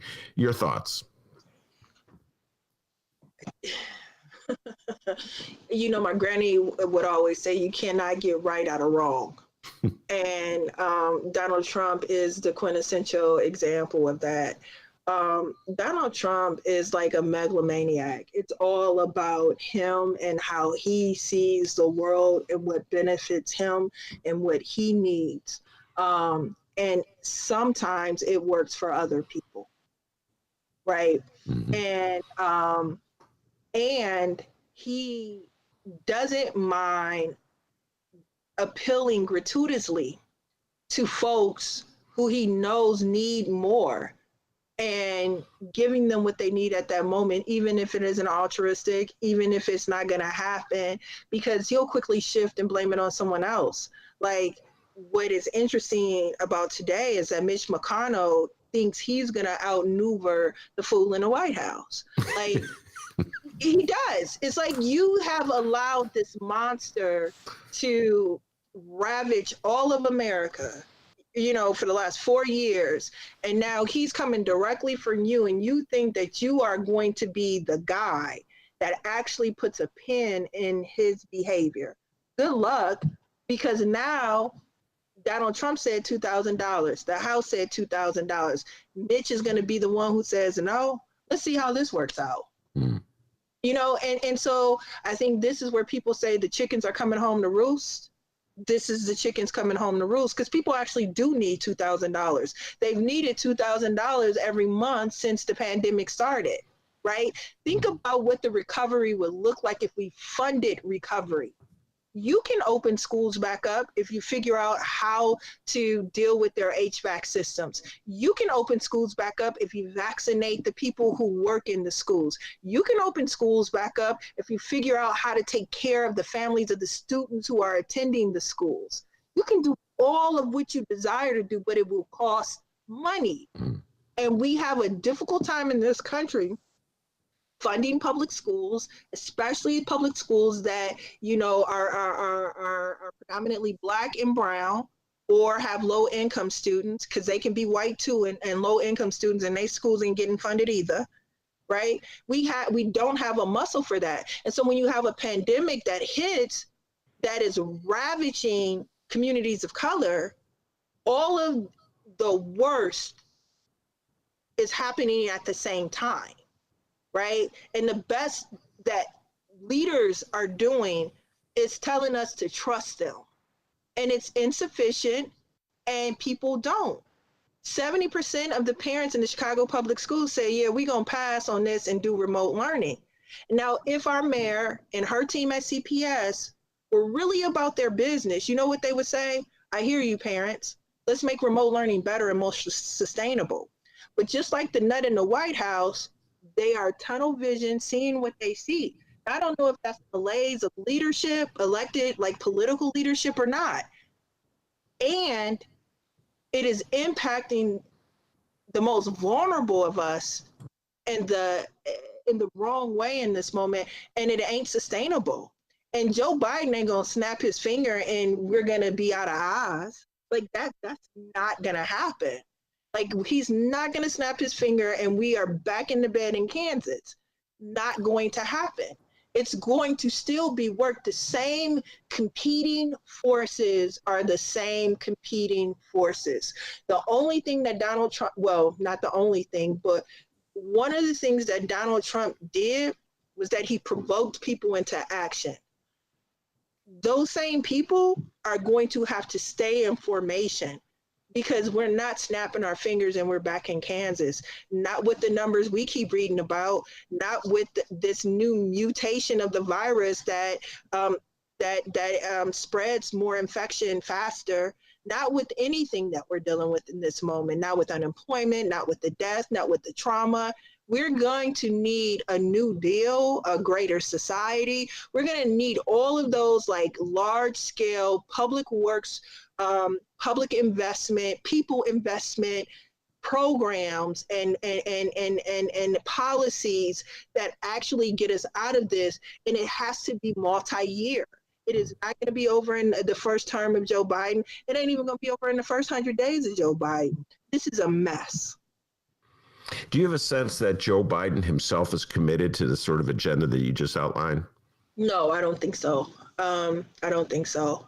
I think he's going to have to be, in order to get a recovery that's necessary. Remember, he only has 18 months to get this right. Midterms are coming up, right? You know, 2022 is going to be tough. It's going to be very tough, because the people who voted this past November were voting. Everyone wants something to happen fast. The pandemic cannot be over quick enough for most people. Think about it. You know, they had enough of it, so now let's get on a plane and go somewhere. No, you like really still in a pandemic, you know, calm that down. So there's gonna have to be some discernible positive impact for real people real fast, because when those midterms roll around, it could be detrimental for the House of Representatives on the federal level, but even more so for folks, you know, at the local and state levels. People are hurting and they need relief. That is what we hear. That's what we see. You see what New York just did. They just passed a sweeping anti-eviction, you know, legislation to make sure that people can actually stay in their homes. Yeah. Yeah, no, Americans don't have much patience. They certainly haven't had much patience with the pandemic, but you're absolutely correct, Stacy. It's not going anywhere, and it's certainly not going to be gone by the start of the new year. All right, let's shift, go back to Illinois, and I'm going to ask you the question that I ask every guest that comes on the show that's more or less of the Democratic persuasion, and you definitely are of the Democratic persuasion. Michael Joseph Madigan, House Speaker and leader of the Democratic Party. Do you believe that Michael Joseph Madigan should be replaced as Speaker of the House? That's a question. So, our union, right? And that, we have a process of choosing our leaders that isn't different from the process that they have, on the House side or on the Senate side. And, I gotta think, is there something that all of the members of the Black Caucus understand about this moment that hasn't been covered widely? You know what I'm saying? Like, what is it that the Black Caucus is grappling with? Because that's the largest block, I think, in the House, like the largest caucus, the largest block in the House at this moment. So I'm curious about that, right? I'm also real curious about what else should we be thinking about in this moment and how we should be building for the future. Because to go back to what I just said a minute ago, 2022 is going to be a doozy. And it's not going to just be a doozy. It's going to be a big one for Illinois. That fair tax loss was, I think, revealing in that where it won and where it lost. And I'll come back to the Black Caucus. Black Chicago stood up for fair tax in the same way that Black Chicago stood up for Kim Foxx, right? And so what is it that the Black Caucus is tracking in this moment? And how does it overlay with the progressive needs of our city, our county, and our state? And how are we organizing on that? And then how do we make leadership respond to that? Right? I've never had the luxury of having the leadership that I wanted at any level of government, right? When I started working for the union, it was Rahm Emanuel, right? He wasn't, and now it's Lori Lightfoot. And we still like in the same back and forth with the mayor, even one who said that she was progressive versus the one who said to hell with progressives, right? So this whole concept of building movement, clarifying an agenda, and getting that agenda passed because you win it is my thought process. I don't think anything magical happens without movement and organizing. So I come at this question from a completely different perspective. Who's organized? What are we organizing for? And how are we taking what we need? Right? Those are my questions. Because this back and forth horse trading is a thing, and I get it. How we sell newspapers is how political pundits get their job. But my job as one of the leaders in the Chicago Teachers Union is about building movement, clarifying our agenda, and winning that thing. And it's not just confined to the bread and butter issues of schools. It's combined to the whole ecosystem of our society. And so that's what's missing from this discussion for me. Right? How are we going to secure Illinois? I grew up in Indiana. Indiana was blue when I was a kid. The Speaker of the House was our representative. Evan Bayh was a two-termer. Joe Kernan, Frank O'Bannon, all Democrats as governors, right? Pete had to leave Indiana because he knew he had hit the ceiling with Mayor of South Bend. So this whole concept that we are thinking about in this moment has to be bigger than who's in and who's out. If you listen to debate on the House or the Senate floor, and I've listened to plenty of debate on both floors, Illinois ain't that different from Indiana, except for Cook County, except for the city of Chicago, except for Black people. And so in this moment, I think as an organizer, and I'm thinking not just of this moment, but of the next 10 years, and then the 10 years after that. And how do you get a progressive income tax passed in Illinois and not just in Chicago? Because if Chicago was Illinois, we would have a progressive income tax. All right, well, let me just say to that. The Democratic Party will not continue to flourish in Illinois. Illinois will not continue to be a blue state. Illinois will not continue to have a distinction from Indiana if we go down the path we're going down, in my humble opinion, Stacy. And that has to do with this.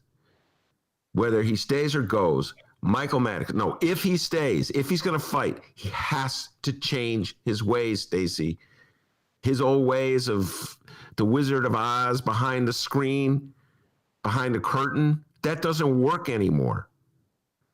You got Donald Trump tweeting from a golf course. Listen. It's a new age. Sending out press releases is not cutting it anymore. Go ahead. It's not just a new age, Ben. People have more needs. People have seismically more needs. Think about what it's going to take. So listen, this is what I'm focused in on. So everyone keeps talking about learning loss. Schools are essential for the health of our students. We got to get our kids back into school. Like that is the refrain, right? Wait till May when it's time to pass this budget. How much more money is the state going to allocate to school districts, especially the school districts that were already hurting, that will be hurting more as a result of, this pandemic? Are they going to add more money to it? Are they going to help us extend our school year to try and, figure out how to offer more? Are they going to figure out how to retrofit, our HVAC systems? Again, it ain't good enough for me to just talk about who is and who ain't. People have material needs. So who is speaking to the material needs of our people in this moment? And I'll say this, the Democratic House Caucus has been good to our movement, right? The Democratic House Caucus, they have seen that pensions are a promise, right, to working people. They also believe that we need an elected school board here in Chicago. And they also believe in the full restoration of our bargaining rights that were taken from us in 1995. Far be it from me, to spit on them, because they've been right on those issues. The hope is, how are they going to be right on the issues and the challenges that lie ahead for us? Because they are manifold, they are their life and death, and they will not go away because we are distracted by this or that or the other. And then I'm going to say this, because I'm Black and people know I'm Black, but I'm Black and I'm progressive. And this is the fight that I have in the progressive movement. You got to see Black voters. You got to see Black voters. And we have to be curious with the Black caucus and ask them questions. Whether I agree with them or not, whether it makes sense to me or not, you have to begin to interrogate that and ask questions. Again, if you are organizing, we took over our union, right? We had a critique of our union that was retrograde, that wasn't big enough to encompass the needs of Chicago and the students that we serve and the members who needed us to be fighters and to have vision and to be unafraid to challenge the status quo. Karen Lewis led that, but she didn't lead it by herself. It wasn't done in the dark. It wasn't done in retrograde. We were organized, we were all over the city, and we fought the power that was entrenched within our union. But we did it because we were organized. We did it because we had an agenda. And that's what this moment has got to be about. Like, we are in survival mode, and too many of us ain't surviving. And so if we hope to get to the other side of this pandemic, it ain't just getting a shot in the arm twice. It will be that our economy got an infusion of resources, that we have prioritized the least of them, the many, that we have made policy decisions that put mothers who work, in the position of having universal child care, that we're on our way to, universal health care. Like, all of the things that we need them to happen. And we need an organized force to keep working on making those happen. And that's the part that I'm afraid that's being lost in this. And quite frankly, that has been the work of my union, my work for the last 10 years. So, forgive me if I'm being dogmatic about that, but that is the point for us. All right, well put, Stacy. We'll close on the political end of it with that. And I'll close our conversation by switching gears dramatically in a way that I didn't warn you at all that I was going to go this way. And folks who've been listening to this show over the last year know that Stacy Davis Gates is a big fan of basketball, that she used to play basketball. We did a whole interview talking about the impact of Michael Jeffrey Jordan on young Stacy Davis Gates as a high school kid in South Bend, Indiana, and her love for basketball and the Bulls, etc. So as we head off into a new NBA season, my beloved Bulls are already 0-3, Stacy. They've been blown out twice, and then they lost a heartbreaker at the buzzer that I still haven't quite got over, even though 2 days have passed. So let's close with a little basketball conversation. Will my beloved Chicago Bulls win any games this year at all, Stacy Davis Gates? And if so, how many? Of course they're going to win games. And of course they're going to win games, but they're not going to win enough. And we're going to keep trying. You know, what the Bears gave us one on Sunday, so we can't be too mad. Stacy, my attitude about the Chicago Bears is the stuff for psychoanalysts, okay? I was through with the Bears. They lost 6-5. That's it. I'm never going to be a They didn't take Patrick Mahomes. They're prejudiced against black quarterbacks. You should have heard me, Stacy. And now they've won. Did I just try? They are. Yes, they are. So I struggle with the Bears, okay, Stacy? It's like I have a lot of mental anguish. I haven't even decided if I'm going to invest in anything and watch the freaking game on Sunday. That's so much. Well, you're going to watch the game on Sunday because you are a true Chicagoan and a true Chicago sports fan. So you can say that to people who might believe you. I don't. And you know, look, we got to get it together because we need some wins somewhere. You know what I mean? Like, this has been a tough 9 months. I'll tell you that. It has been a tough 9 months. And I don't even know if sports do it for me anymore because I'm worried about the athletes getting hurt on the court, especially the collegiate athletes. Yeah, no, it's a really tough time. And I'm all over the map when it comes to sports because on one hand, it's like, it's so dangerous. Why are they doing this? On the other hand, I'm stuck in my house. I need my basketball. So I'm sort of a mixed message on that front, Stacy, I must admit. And there's only so much I can get out of watching reruns of Michael Jordan and the Bulls from the 1990s, you know? You already know the ending. Yeah, I know the ending. Ultimately, it didn't work out that well because they broke up that team prematurely. All right, Stacy, I want you to have a very safe and healthy New Year's, and I look forward to having many more conversations with you in 2021. How about that? Look, I appreciate you, and you continue to stay safe. You know, one thing that I have learned in these 9 months are to cherish, you know, the people who, you know, I've connected with, the time that we share together, and just to appreciate it and to live in the moment of it. So listen, man, I appreciate you and Dennis. Continue to be safe and, you know, have, you know, the best new year that you can. All right, very good. That's great, Stacy Davis Gates. We used to call her governor. Now we call her SDG. Thank you, Stacy. We'll talk to you next year, all right? For sure. You take care. All right, Stacy Davis Gates. Dennis, got any updates for me? No, not really. I just want to remind everybody that we are not going to have a live show on Thursday, New Year's Eve. Not going to have a live show Friday, New Year's Day. Be on the lookout for Benny J bonus interviews and segment specials. Segment specials like the continuation of our 10 Gates of Illinois Hell, Ben Joravsky Show, end of the year countdown special. The 10 Gates of Illinois Hell.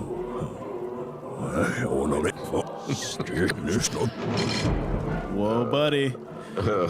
We already did 10 through 6, all right? It's available for download at the Chicago Reader website, wherever else you download podcasts. It's also on YouTube. Go check that out. And tomorrow, we are going to be live streaming the rest of the countdown. Like I said, we went through 10 through 6. We'll go through number 5, and then, well, I think you know how countdowns work. After that, we do number 1. Number 1. Our money. Whoa. It's our 10 Gates of Illinois Hell. Ben Joravsky Show countdown. Continue tomorrow. We encourage everyone to join us. We'll jump on probably about 5 p.m. or so. We'll have more of an idea of when we'll be jumping on tomorrow. But check it out, and it'll also be available for download. And find us on social media at Benny J Show, BENNY, the letter J Show, on Facebook, Twitter, and Instagram. Send us an email, bennyjshow@gmail.com, and you can call us. It's true. We have a phone number, 708-658-4788. That number again, 708-658-4788. Boy, we'd love to hear from you. I love the number again part of that bit. All right, I want to thank Stacy Davis Gates, outstanding job as she always does. And of course, the man, the myth, the legend, the pride of joy in Alton, Illinois, without whom the show would be possible. And as Stacy and Donald Trump will tell you back home in Alton, they call him Dr. D. Give yourself a raise, take it out of petty cash. See you tomorrow, everybody. Big problems. Big problems. Number 1. If you have like a compost facility nearby, that's a really good option because they can mulch it or compost it. If you have a chipper or something yourself, you can do that as well. Any way to reduce causing additional waste. A lot of times our Christmas trees are full of resin, which makes it very flammable. So that is not a good idea to do that. Like for inside firewood, if you were going to burn it outside, that might be an option, but it can still cause a big fire, so just be careful.